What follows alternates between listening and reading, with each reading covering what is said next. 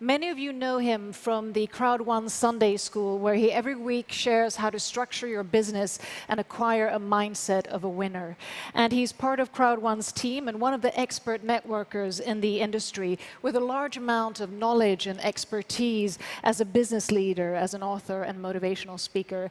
And I'm going to sit down with him now and talk about the transformation of leadership and where the key component is personal development. I am, of course, talking about international business philosopher Peter Jacobson. Welcome. Thank you. Thank you. Thank you for joining us. I thought it would be interesting to talk about personal development because looking at leadership today, it really is in a transformation. It's not, about leading people as followers. It's really about empowering people to step up as leaders. So I wanted to ask you, what is your take and why is personal development so important also in the business sector? Well, simple as there's no other way. And this has been my passion since the day I discovered from my mentor that you can actually design your own life. And he had a saying, he said, to think is to create. So if you've been thinking a little bit today, you also have been creating. And I thought it was amazing when I discovered, that science has today discovered that we have approximately 60,000 thoughts a day. But we only have one thought at a time. And, personal development, you heard it saying positive thinking. That's a good start. But you don't get positive if you keep your old mindset. So if you have 60,000 thoughts and only one at a time, it's pretty stupid to that single one to be negative. That's where it starts, kind of. So how would you say the best way to navigate around personal development? How did you had a mentor? What else have you done in your life to sort of inspire the viewers on how you, start with personal development? Yeah, I think it's important that realize that we all can do it. It's for everyone. But you got to be willing to change. You got to be willing to do some hard work and to put some hours in there, both reading and listening and taking control of yourself through discipline. And back to, I think, when science tells us that we have 60,000 thoughts a day, that's pretty much sums it up. So you are today nothing else than all these thoughts that summed up until today. So if you want to change something, you need to change the way you think. And we have a conscious mind, and we have a subconscious mind. And when people say in the good book it says that you are nothing else than what you've been thinking all day long. That means that my subconscious mind will pick it up if I have an repetition or an emotional involvement. So the conscious mind is where we read the day, we read people, we read this amazing event, people and stuff through our senses, through our conscious mind. It comes in and turns into a picture. So when we use our senses, smell, Taste. Everything. Sight. It turns into a picture in our mind. And if we repeat that picture or have an emotional involvement, it goes back into our kind of hard drive, which is our subconscious mind. And if you want to know, 95% of all the decisions that you make during a day, you're not making. Your subconscious is. Some can correlate it to your intuition. That's why we need to trust our intuition even more. So looking at out of a business perspective, what are the key traits? Because a lot of personal development is to get to know yourself. You have to be able to connect with yourself, lead yourself to maybe be able to lead others. What would you say is the correlation of being a successful entrepreneur and really having gone down that path of personal development?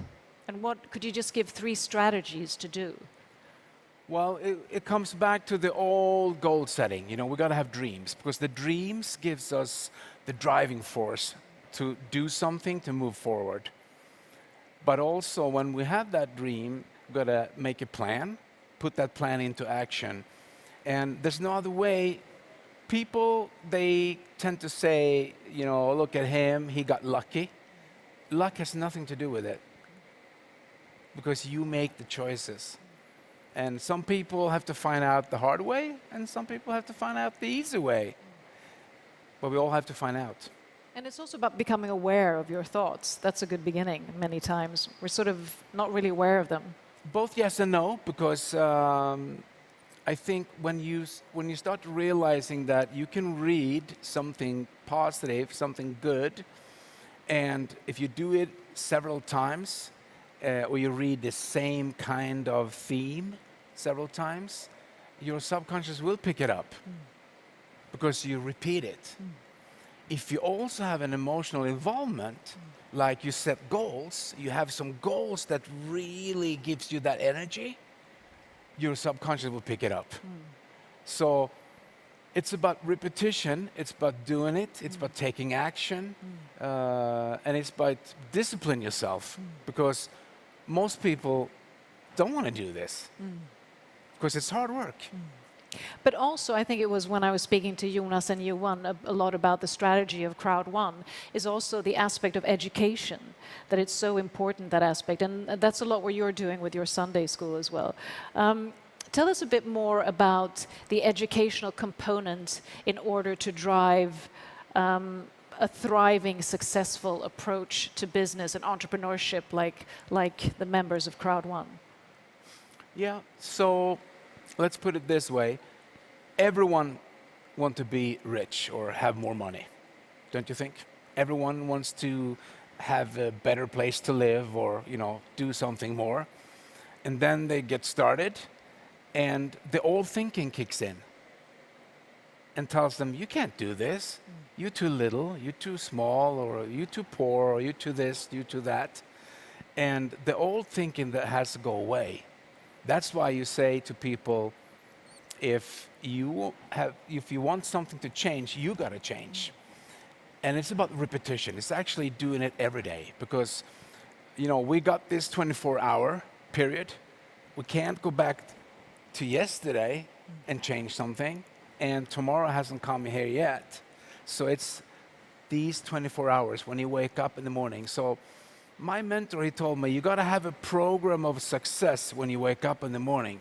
If you don't have one, you don't have one. And program of success, is that defining what your day will look like, the art of manifestation and visualization, is that it?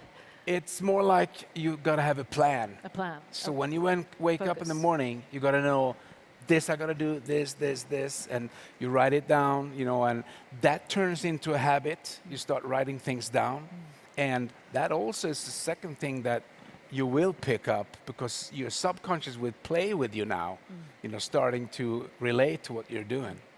So in addition to personal development and really having a plan for your day and sort of executing on that plan, what else, to sort of round off, what else would you like to convey to the members of CROWD1, to the strategies of being that resilient entrepreneur in this day and time as well? Because it does give a lot, it means a lot of effort, but there's also a lot of rewards. Yeah. People won't change until conviction kicks in. So there's so many things. You got to surround yourself with successful people, of course, you know, the positive thinkers, like Johan used to say, and also realize that it takes time. Time is your best friend, because nothing is happening overnight. It takes time, and you got to stay on course. And when you have a plan, follow your plan. Be focused. But most of all, it is about those small things. You got to realize that when we're born, we come out of our mother's womb. There's not a tag that says, oh, this one is a loser. You put him over here. And another one comes out and says, oh, this one is a successful one. We all come out with the same chances in life. And we don't have the same starting point, but we have the same possibilities. And what's your personal definition of success? What is success to you? How is it defined in your life? It's so personal, but success is being better than you were yesterday. And don't compare yourself with others people, because you can only compare yourself with yourself. And be a little bit better, and just stay on course, stay on your path, fulfill your dreams. Fulfill your dreams. And last but not least, what is the best thing with being part of CROWD1 out of an entrepreneurial perspective? I think because you get both worlds.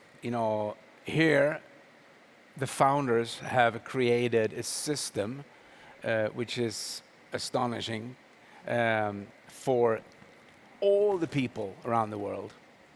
And what we did, we put some old-fashioned education too, because that's unheard of in the online marketing business.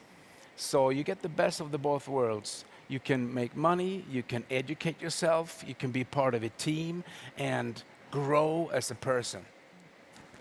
Educate yourself, be part of a team, and grow as a person. Yeah. With those words, thank you very much, Peter Jacobson.